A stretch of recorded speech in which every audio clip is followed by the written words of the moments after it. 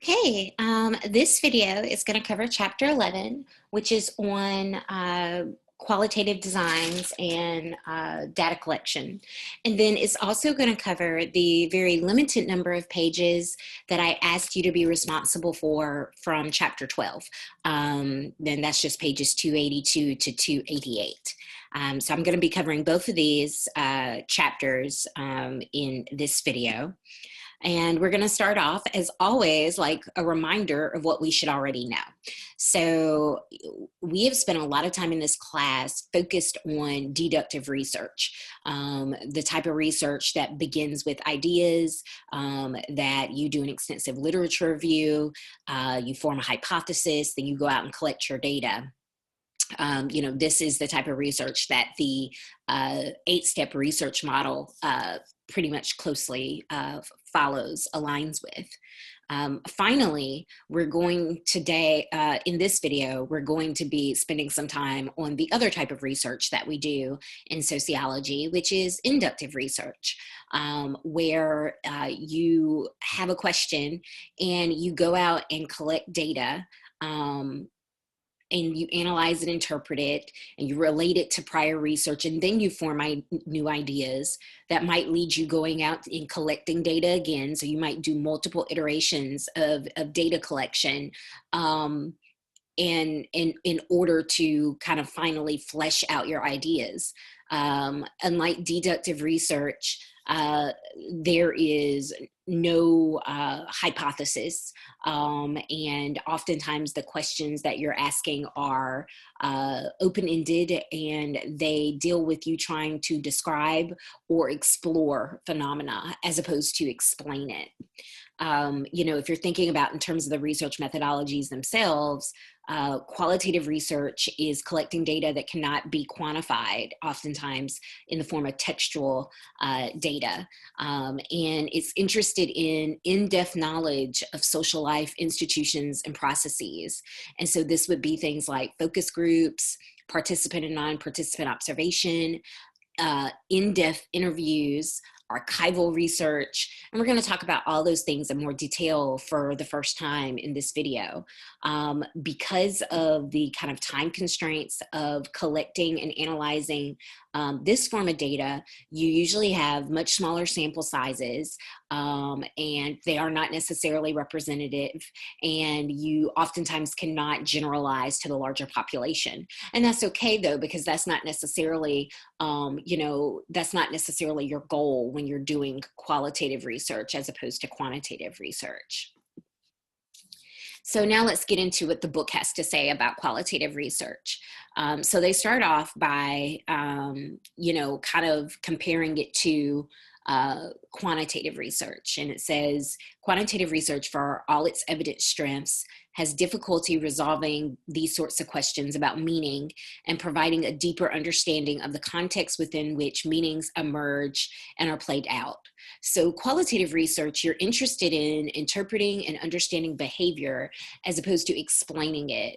And it operates under the premise that human behavior is subjectively meaningful for people who are engaged in that behavior. And the goal is something called thick description. And thick description is a terminology, is a term that comes from the work of Clifford Geertz.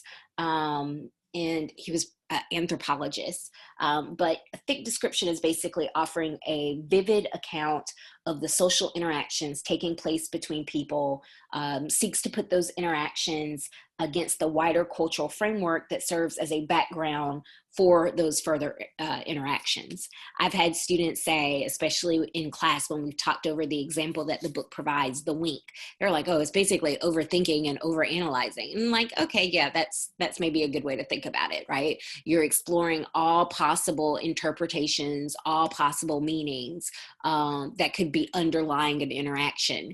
And you're understanding those interpretations and meanings by considering, what does this action mean? What does this action symbolize in our current cultural, social context? As I was discussing just, you know, on the previous slide, oftentimes qualitative designs rely on an iterative process of data collection and analysis, meaning that you can go back out in the field and collect more data, you know, multiple times. And it's not even necessary that this is considered to be a longitudinal data collection, because it's not, especially if it's not spread over a significant period of time. It really is just kind of how qualitative designs even sometimes collect their cross-sectional data, is they do it in kind of multiple data collection iterations. It's inductive as opposed to deductive, and the results are presented, you know, in narrative instead of numerical statistical form. So, you know, you might occasionally see a limited use of statistics in research articles or books written by researchers who collected the data using you know, ethnographic observation or in-depth interviewing. You know, they maybe have a little element of mixed methods where, you know, they collected some data that they then kind of can spit out in statistical form, but most of what they are presenting is in narrative form. It's what did people say, what did they witness, what did people do, and it's in that textual narrative form. To kind of give you a sense of like all the methodologies that we've discussed or we would have discussed in this class, the only one that's really kind of missing, you know, from this is non-obtrusive measures. So, but all the rest are kind of there in that table. So it's just kind of helpful. It's just meant to be a helpful tool as you think about the different designs you've been exposed to. So specifically, how do you collect qualitative data? We're going to talk about three broad methods. We're going to talk about observation. We're going to talk about interviews, and then we're going to talk about unobtrusive data collection and content analysis. And we have some kind of specific, you know, concepts that come under each design that, you know, if you're writing about that design, that it's important that you distinguish, you know, am I doing, you know, semi-structured or structured or unstructured interviews? I'm doing observation. Am I in the role of complete participant, complete observer, or participant observer? So we will begin with fieldwork, which is, you know, what we call observation. Fieldwork uses in-depth, often extended study to describe and analyze a group or community.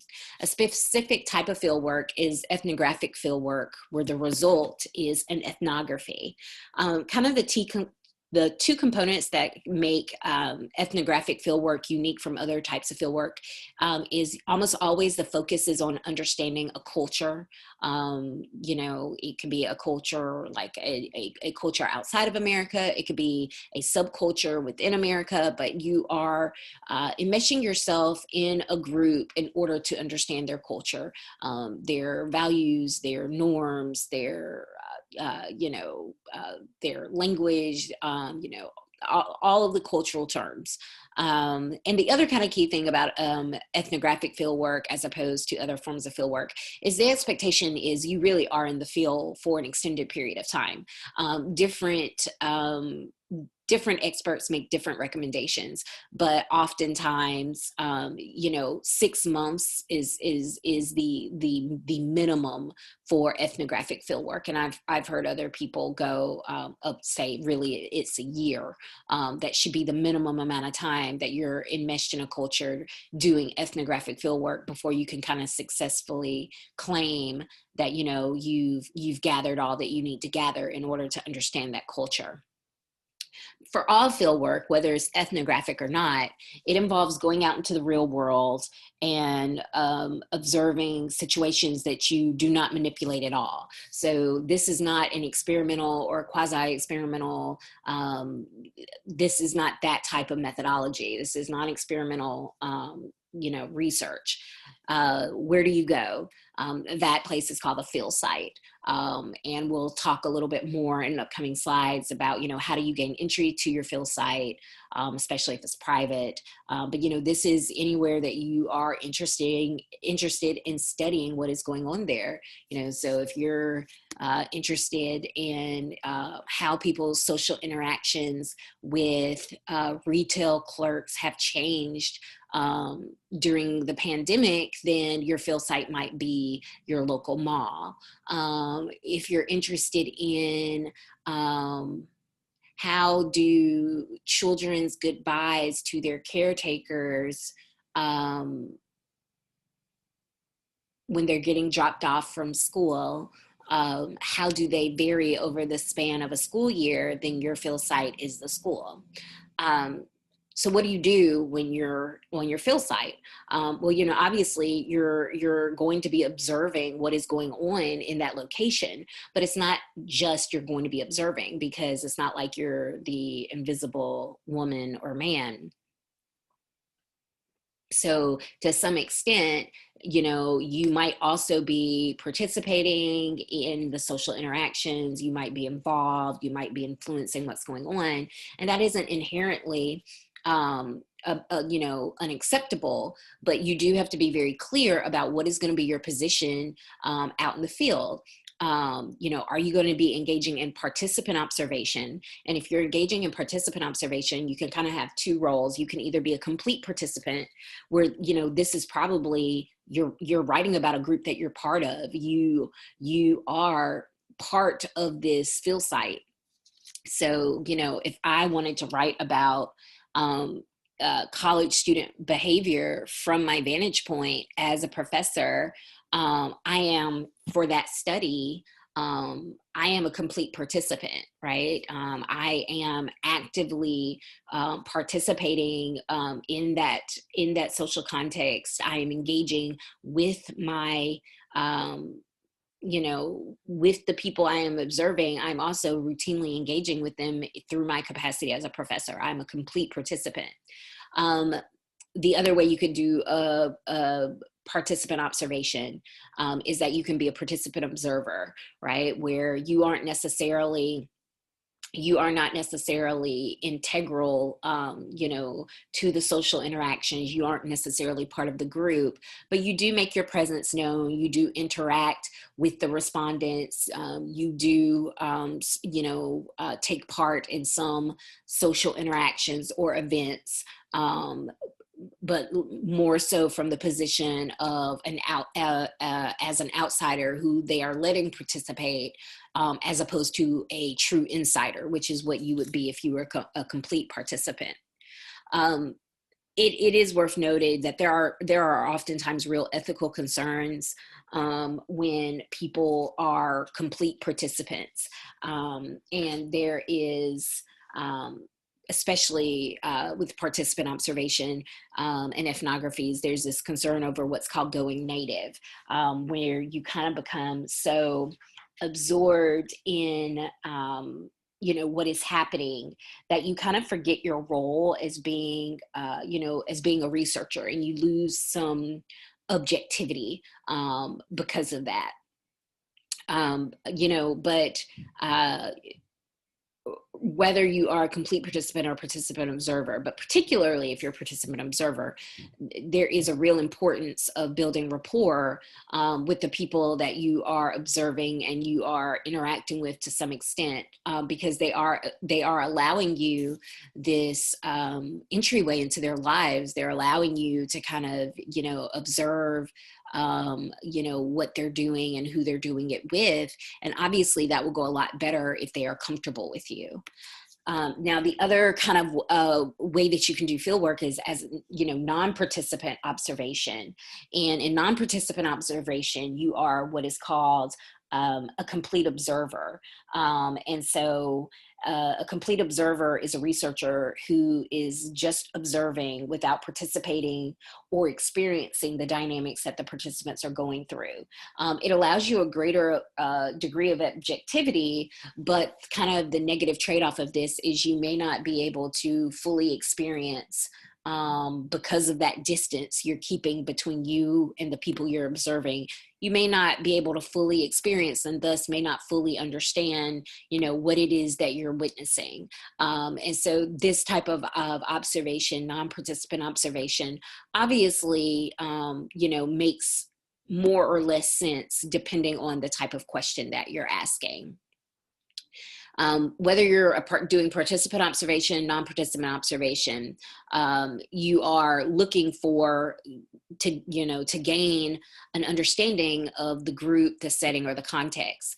And in order for you to do that, oftentimes this relies you having to use informants. So these are, this isn't the same thing as police informants, but these are people who are part of the group, who are part of the setting, and they help introduce you to the group or to the setting. They help explain some of like the unique quirks that you may not pick up on.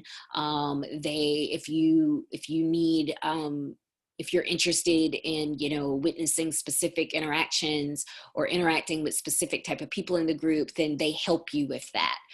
So these are, among your respondents, these are the people that you are closest to in the sense that they are helping to guide and structure and illuminate your fieldwork data collection. Now, when you're out in the field site and you're witnessing these interactions, these events, these conversations, you're not going around. It's not a documentary. You're not going around with like a video camera or whatever. What you're doing is you're taking extensive notes about everything you see, everything you hear, everything you do, everything other people do, all the people in the setting. You're taking these extensive notes called field notes. And, oftentimes, even in a world where we rely so much on technology, a lot of times these are still written notes, and they are, written in what's called a field journal, because that's what you will then go back later and, type up and enter into your data coding software, which we won't talk about in this class. But if you go on to take a qualitative methodology class, you will learn how to use that software. Now, what's the role of theory in field work? So they talk about how for qualitative data that's inductive, that, it's not necessarily this expectation, or, qualitative methodology, which is inductive, there isn't that same expectation as you have in deductive methods, that you're going to follow the research model, which, means, you spend an extensive amount of time researching what's been done on your topic previously, and you go into your data collection having a very clear understanding, what role, what theory, you're looking to explain or apply or prove. But fieldwork, being that it is a qualitative design that is more inductive, you don't necessarily follow this model. So there are two possibilities about how you can let theory impact your fieldwork data collection. The first is what's called grounded theory method. And this is the more inductive approach, where you go out in the field, you write your notes, and then you enter it into your data software, and you notice what are the patterns that you see emerging in the data. And then you compare and contrast those patterns, to what other people have said. So your ideas in grounded theory method, they come from the ground up. They come from your detailed observations in your field journal. And you don't actually do a lot of advanced reading in terms of the literature review, because you don't want to have any preconceptions, right? Because if you know that so-and-so used this theory to explain this phenomena, then when you're witnessing that phenomena, whether you mean to or not, you might be observing and thinking about it and categorizing and classifying it, with this theory that you read about. And so in grounded theory, you're wanting to avoid that. Extended case theory is the opposite, and it's more of a deductive approach, because you're looking at other cases, so basically past research related to your phenomena, to see what has already been found and what theories were used to explain them. And you do this by doing a good old-fashioned literature review. And after you kind of know how other people have explained the phenomena that you share an interest in, you go and you treat your own field site like a test case, right? And so you go out and collect your data, and then after you collect your data, you kind of examine to what extent did that existing theory, how useful was it? How well did it explain, what you were witnessing? And so you do this explicitly to address the limitations of existing theory and how it might be further refined or extended. So this approach builds on existing insights and models found in the literature. Now, obviously, this means you can only do this approach if there are already existing ethnographic, fieldwork accounts that exist. If no one's really studied your group in this fashion, then obviously you can't use this method, because what you're doing does not have established work that can be referred back to. So there is this section in your book. I know you have a tendency, we all have tendencies to maybe just skip those little research workshops. But I do want you to know the information from Research Workshop 11.1, which is entitled Entering and Exiting the Field, because I think this is just kind of a very practical explanation about how do you enter the field, and then how do you know when to leave and extricate yourself. Because just think, especially if you're doing an ethnography, sometimes people are embedded in these communities for years. And so knowing when to leave, how to leave, is actually a really important skill. So as far as entering, you start with the fieldwork setting in mind. If it's private, you're definitely going to have to get permission from the gatekeeper for that setting or organization. So someone who has the authority to grant you permission to be in that space and engage in observation. Sometimes even with public spaces, permission might be needed. And I think they gave you a really good example with like a public space like a mall, right? You don't really need permission to be there, but depending on the presence of mall security or policies that they might have in place about loitering, you might need to talk to someone so that they know, I'm going to be coming every day for a month, and I will be staying for 5 hours, not buying anything, just, sitting and writing in my notebook, right? You can imagine how strange that might look if they don't know your purpose in being there. So getting permission, if needed, from the gatekeeper is key. You have to decide how much to study the setting or group ahead of the time, and we just kind of talked about that. That's somewhat going to be shaped by your decision to either use grounded theory or extended case method, because each approach requires a differing amount of advanced literature review. But at some point, of course, you do enter the field. You start that process of building rapport, of establishing informants, of, writing down what you see, your field notes and your field journal. So then the question comes, especially since, like I said, this type of research, this type of data collection is often iterative, meaning, it's almost expected that you keep going out into the field, you keep gathering data. How do you know when to stop? Well, the first thing to know is this is not a precise science, but at some point you will reach a point of saturation, right?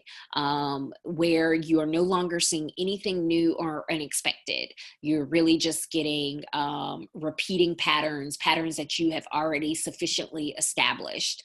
And when you've reached that point of saturation, that is your stopping point. Now, once you've decided to stop, how do you then extricate yourself from the field, especially if you've been there for a while and you've established close relationships, particularly maybe with your gatekeeper or your informants.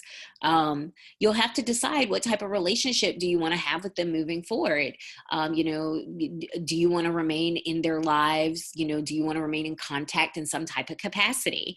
You also have to decide, are you going to be providing any type of compensation for their time and participation? Field work, this is a real ethical issue, because the amount of time investment that, on one hand, you have spent a lot of time observing these people, but it's not necessarily that they were interacting with you or necessarily even disrupting their lives. However, they were allowing you the ability to observe them. They did take on the burden of losing privacy in their social interactions. And so how do you compensate them do you compensate them? And if so, how, is a question that is, for people that are doing field work, is not necessarily as straightforward as people who have respondents who are doing, interviews or taking part in an experiment or filling out a survey, where oftentimes it's very easy to set parameters like, okay, I will give you one $25 gift card for participating in this 2-hour interview this one time, or like, I will enter you in a drawing for an Amazon gift card for filling out this questionnaire. Just because of kind of the unique relationship between a researcher and the people that he or she are observing out in the field. And like I said, the amount of time that the researcher is investing, but then like the amount of privacy that those who are allowing themselves to be observed, that they're giving up, that they're, into a certain extent, they're also investing something in your project. So that is a real consideration. Moving on to the second qualitative design. Qualitative interviews. This is a form of survey, but unlike quantitative interviews, where an interviewer is reading a questionnaire to an individual over the phone, for instance, qualitative interviews rely upon, it says open, but it should say rely upon open-ended questions as opposed to closed-ended questions. And that doesn't just shape the structure and the timing of the interview, but the fact that the questions are all open-ended, it means that the result is qualitative textual data as opposed to data that is quantitative, which is what we get when we do our closed-ended questions on questionnaires. So specifically, qualitative interviews, if it's an interview between the interviewer and one respondent, we sometimes call these in-depth interviews. And these in-depth interviews, they are asking open-ended questions, and they have some focus, meaning they're usually focused on particular subjects. They're usually not wide-ranging interviews, just because of the limitations of doing that type of interview with open-ended questions. And they're detailed questions. You're really trying to get at how people think, interpret, and feel about a topic. Now, how the interviews themselves are structured, they can either be structured, semi-structured, or unstructured. And these terms are distinguished by how strictly the interview follows what your textbook calls the interview schedule, what I've always referred to and was taught to be the interview guide. So you can refer to it either way, interview schedule or interview guide. But this is your list of questions. If you follow your list of questions perfectly, because you want to make sure you ask every single person the same question in the same order, in order to kind of establish, that kind of routine, systematic approach to data collection, that's a structured interview.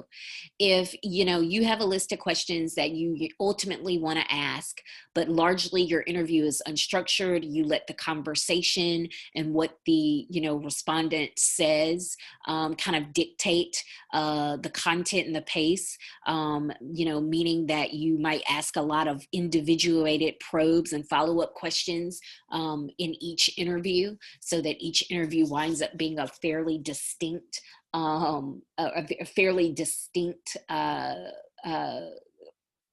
case compared to the others, then you are engaging in an unstructured interview. And then semi-structured tries to take, the best of both worlds, right? That you do have an interview guide that you are working your way through, and largely maybe even trying to stick to the same order of interviews. However, you do leave some room for the types of probes and follow-up questions as needed in order to encourage your respondents to clarify or go deeper in terms of their responses. Now, if you have never done an interview, interviewed someone, it is difficult.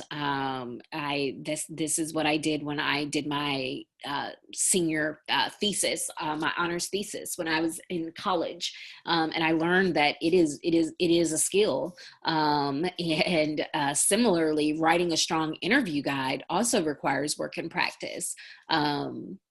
So with the interview guide, it's hard work because you aren't just asking open-ended questions, but you're asking questions that, will inspire the respondent to elaborate without being too leading. And you're having to try to think at, what are the questions I need to get the data that I need. Because although interviews can be iterative, it is not as easy to go to just read, especially if your interview is set up to be cross-sectional. The expectation isn't that you're going to be able to call them a month later and ask some follow-up questions. You could ask if they would be open to that. But the goal really is to get a good interview during that initial interview. And so that requires having a good interview guide. It also requires being a good interviewer. And so your textbook talks about, that means avoiding being judgmental or biased, learning how to be flexible throughout the course of the interview and adapting quickly, illustrating a willingness to pay close attention so that you know when to probe or what type of follow-up question or clarification question to ask as follow-up. You have to be able to tolerate uncomfortable silences. Honestly, this is why I'm not a very great interviewer. I always feel the need to feel silence with talking. And when you're doing an interview and you're trying to collect this interview data, it can't just be you chattering on as the interviewer just because you're uncomfortable with the silence. And you have to be a good listener, and you have to do all of this while maintaining a neutral and composed presence, because you do not want to kind of display any type of emotion that might, lead your interview respondent to think that you're judging or evaluate them, or that you are leading them to give certain questions or responses, right? You're wanting to try to avoid that reactivity. You're trying to avoid that, that desirability bias that, is a real risk when you're doing interviews. Just in terms of practical concerns, you're almost always recording the interview so it can be transcribed later. That's always that is the standard, right? But you're also kind of, it's suggested that you also take interview notes during the interview, just to kind of note any type of nonverbal, because the recording won't be able to pick up on the fact that the person made a face, or they roll their eyes, or, that they seemed really uncomfortable with that question. So, those are the types of things you put in your notes. And then you also take interview notes immediately after, where you kind of just give your overall take of how the interview went, how they responded to certain questions. But those notes are also part of your data. And we'll talk about what do you do with that recording, that recorded interview. We'll talk about that when we get to those handful of pages that we have from chapter 12. Focus groups are another form of qualitative interviewing. And in a focus group, of course, you have a facilitator, but instead of there being one person being interviewed, you have multiple respondents. Focus groups can be attractive to researchers because they're time and cost efficient. It allows you to gather data from multiple people at one time, making it both less time consuming as well as less costly, because you're not having to organize multiple interviews in order to answer your questions. So the researcher who is conducting the focus group is called a facilitator. But as your textbook notes, oftentimes there are more than one person who is that's on the research team, that's part of the focus group data collection team. And that's because while the facilitator is facilitating the discussion, you need people there who can kind of observe and take notes during the focus group. Once again, particularly on, kind of nonverbal and dynamics between participants that will not be picked up by the recording. It's worth noting that a way around this, if you are working as just one person, is sometimes people will set up video cameras at multiple angles so that they can then do these notes later themselves. Although, of course, the introduction of video cameras is that sometimes people have a level of their level of discomfort where when it comes to being filmed is greater than just being audio recorded.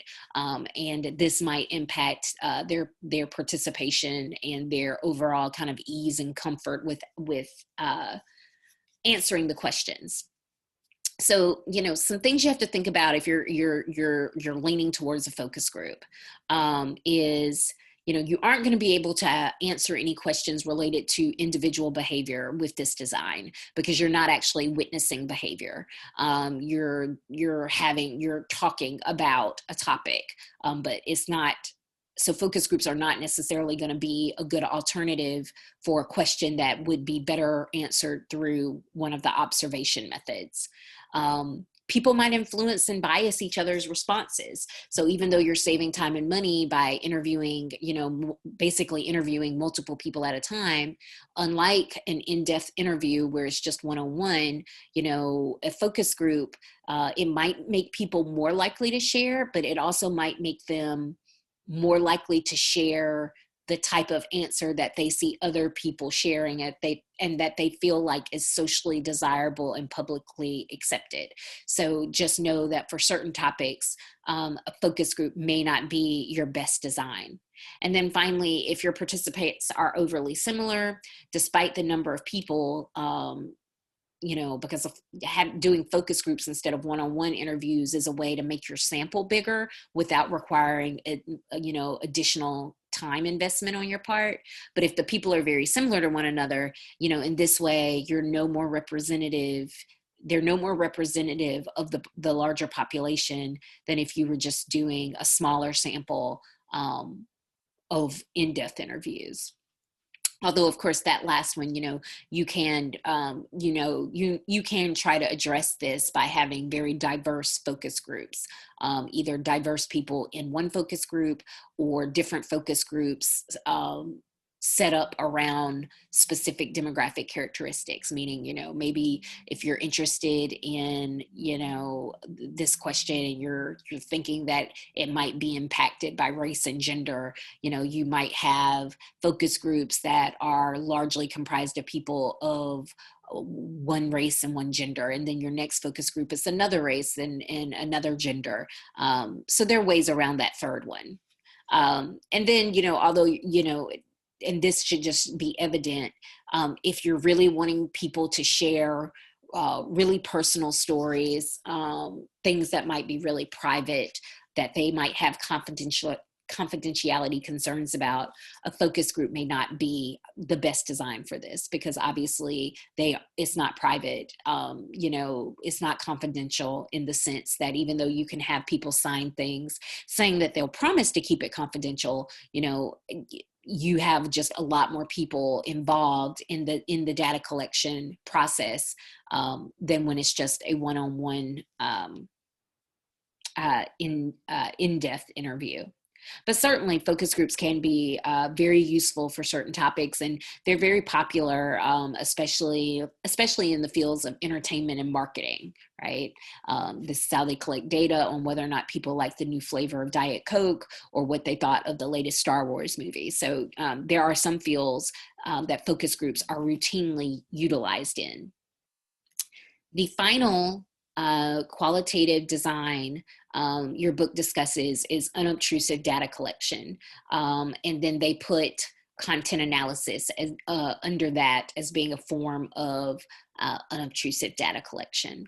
So unobtrusive data collection is any type of research where the researcher has no direct contact with the research subjects during the course of the investigation. So they're answering their question not by talking to people or observing people or giving people surveys to fill out, questionnaires to fill out, but they are answering their question by gathering and examining the cultural artifacts, or what is called traces, that a population has left behind. And so, you know, what do those traces look like? Your book notes, and your book discusses 5 common forms: physical objects, still images, sounds, moving images, and this is primarily video, and written text. And for written text, the book further distinguishes between trace, that just, written text that humans have left behind, have provided, their diaries, their text messages, their comments on public message boards on the internet. Those would be examples of trace.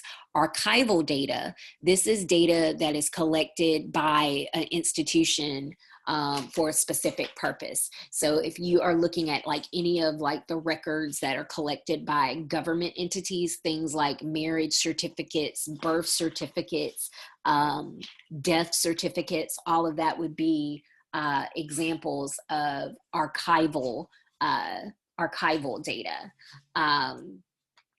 And then there are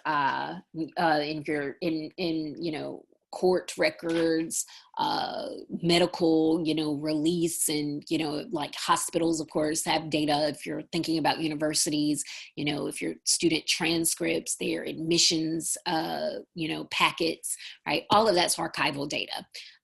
Secondary data is another specific type of written textual data. And we've talked about it before in terms of quantitative, the large kind of databases based on questionnaires.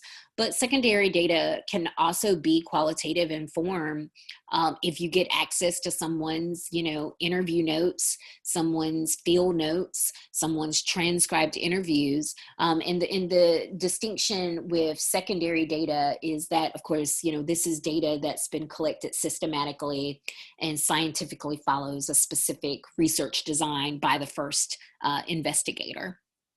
And so it's just like what it was when we discussed it before, except now it's textual, it's in form, because it's qualitative secondary data as opposed to quantitative. Now, a major benefit to unobtrusive data collection is that there is no reactivity between the researcher and the subjects. And this is called the Hawthorne effect. And this is a famous experiment that demonstrated that research subjects often unconsciously change their behavior as a consequence of being studied. They know they're being studied, even when you say, just think about it. If anyone's ever held a video camera up to you, held a phone up when they're videoing and saying, just act natural. How natural do you act? And so, oftentimes with observation, this, especially ethnography, part of how they try to get around this is by spending so much time in the field that, people can't keep up an act forever. And most of the time, the notes that they take in the first couple of months, it's not those notes that their primary patterns and themes are derived from, because they're kind of aware people aren't being themselves when, you're watching them. But, this can be really problematic, of course, if you are not doing a long-term study. So in that sense, if you can answer your question through unobtrusive data collection, that lack of reactivity is a real benefit. For people who, are maybe introverts or socially awkward, the fact that this is one of the few types of data collection where there really is no social interaction required sometimes makes this very desirable. As I've already indicated, especially with qualitative methods, whether you're having to build rapport with your informants and the other people, who are, part of your field site, whether you're having to build rapport, as part of being a strong interviewer, I mean, the social skills required to do a lot of the qualitative methods, it's a pretty high bar, and it comes easier to some opposed to others. So, the fact that with unobtrusive data collection, you don't have this concern at all does make it very desirable to some people. And then the final thing is, because you are kind of studying things that have been left behind by people, you're studying traces, it does make it possible to study long-term historical trends, right? And this is the type of data, particularly archival data, that allow people to do like socio-historical, to ask and answer socio-historical questions. Now, your textbook presents content analysis as a unique form of unobtrusive data collection. Other textbooks present it just as its own form of research design. So, don't be surprised if you can see it either way. But content analysis is a methodology employed to examine systematically trace communication people have left behind, in the form of words or images. And so you're specifically interested in kind of communications. And this would be media, this would be like text messages, letters written to one another. All of this would be the example your book uses, song lyrics. These are the types of traces that are appropriate for content analysis. And what you're doing is you're systematically analyzing the content, and you're looking for, themes, repeating patterns and themes. And then you code your content looking for those patterns, and you're acknowledging that they can be either manifest content that clearly is illustrating the pattern, or it can be latent, meaning you have to kind of give it a deep read, and engage in a little bit more sophisticated interpretation, to kind of see in what sense is it also illustrating the pattern or upholding the theme. Like other qualitative designs, it is iterative, but the benefit is, because once again, you're not working with people directly, it's a very forgiving technique, in a way that survey research is not, because you can always go back, start over, be like, okay, none of these things are working. Let me rethink this. And it's easy for you to do this, of course, because the only one's time that's being expended is your own. And you're not having to rely on gaining, a new round of participants, asking people to partake in, another set of interviews. It's not even as difficult as, going back out into the field multiple times. And so in that way, that is a major benefit of content analysis if you have the type of question that is answerable by that design. The kind of final point that this chapter makes is that mixed methods can be used to combine elements of qualitative and quantitative methodologies. So we've now reached the point where we've now talked about like all of the quantitative designs and all the qualitative designs, and we've talked about them separately. And oftentimes people do specialize in one or the other. They specialize in qualitative, they specialize in quantitative. And then among that, they specialize in interviewing, or they specialize in conducting experiments. But just know that that qualitative and quantitative are not oppositional. They can be complementary. And some of the best research is, in fact, mixed methods that utilizes elements of both types. Now, as I said, for chapter 12, I only wanted you to focus on 6 pages. And I think 3 of those pages are like a sample transcript, which I do want you to look at. But, you know, that does mean it's not like you're learning new terms or material there. So, you know, very short, not a full chapter at all, which is why I'm not making a separate video for 2 slides. So chapter 12 begins with discussing how do you enter, clean, and organize qualitative data. Like quantitative data, qualitative information also needs to be sorted, organized, and coded before the analysis can begin. And so once you've collected your textual information, whether it was through fieldwork, in-depth interviews, focus groups, or unobtrusive measures, you do analyze it, and it is a rigorous process.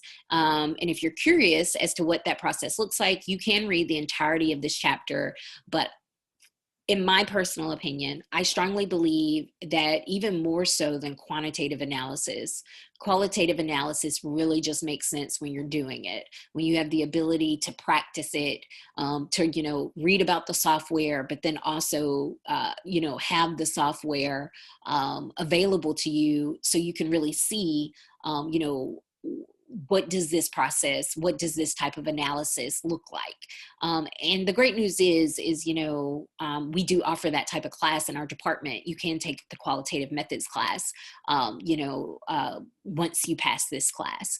But for this class, I will not be going over that in detail. I will not be holding you to that material. So for this chapter, really the only step I want you to truly understand and appreciate is the process of transcription. And so transcription is most relevant to your interviews and your qualitative interviews. And so you record your interview, and after you record it, it needs to be transcribed. And this is the process of writing down everything you hear from the recording without exception. And this includes every utterance from either the participant or the interviewer. Most researchers have predetermined ground rules for themselves, establishing how they handle things like background noises, mispronunciations, incorrect grammar. But usually the ground rule is that you write it how people say it. So if it's incorrect grammar or if it's mispronunciation, you write it just like that. And oftentimes people will do, you know, some background noise as well. Like I said, you know, even if it's a nonverbal utterance, like maybe, you know, someone coughs or sneezes or laughs or makes a scoffing noise, right? You put that in your transcript. So, you know, obviously this, if you've never transcribed anything before, it is a very time consuming process. It takes a lot of time. And so sometimes students don't always understand, like, you know, they only interviewed, you know, 30 people. That doesn't sound like a big enough sample. Well, that's because transcribing 30, you know, 1-hour interviews is a huge amount of time. And so that this is part of the reason why sample sizes are smaller for qualitative, you know, designs. Is some of the time really comes in the back end, you know, where you're needing to clean up your data and make it possible to analyze it. Now, there is an alternative, right? If you're like, I don't want to spend the time transcribing, is you can pay someone to do it. In this sense, it now no longer becomes timely, but it becomes costly. And this is a way to go, especially if you have the funds, but your time is maybe limited.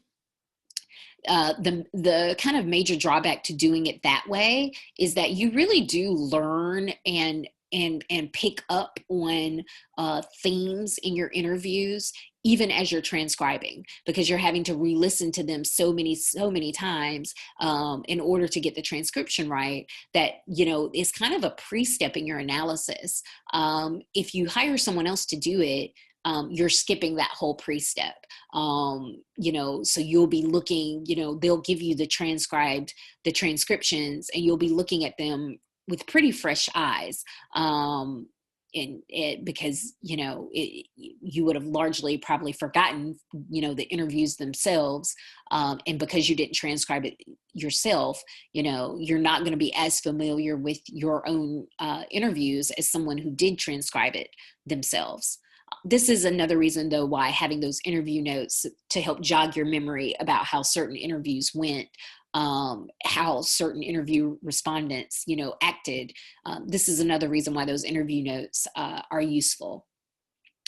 After you've transcribed, you read the transcription, and then you begin the first step of the analysis process, which once again involves taking notes. But these notes this is referred to as memoing. And so your book discusses the 3 types of memos that you can add to your transcription.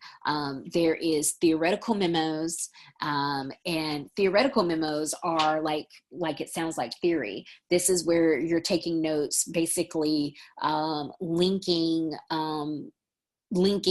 parts of the interview to specific theories, making connections between what the person is saying and theoretical concepts. Then there is self-reflection memos. These are memos where basically you're just noting kind of your own thoughts and perceptions about the interview data, about what the person is saying, what it makes you think of. Right. So it's basically you just reflecting on your own ideas and thoughts. And then there is hypothetical memos. And so these are the memos that kind of are kind of beginning to push you towards the analysis process that is coming up after this, where you're trying to find linkages and themes, between different parts of the narrative, between different parts of the interview, between different interviews. So you do want to know those 3 types of memos. The final part this chapter that I asked you to kind of look at is just that example of what a transcript looks like. Because if you've never seen a transcript, if you've never transcribed, I just kind of want you to be familiar, about how they note pauses, how they note when people make nonverbal utterances like I just kind of want you to see, what does a transcript look like. So that's pages 286 and 288. And that is it for chapter 11 and this little bit of chapter 12.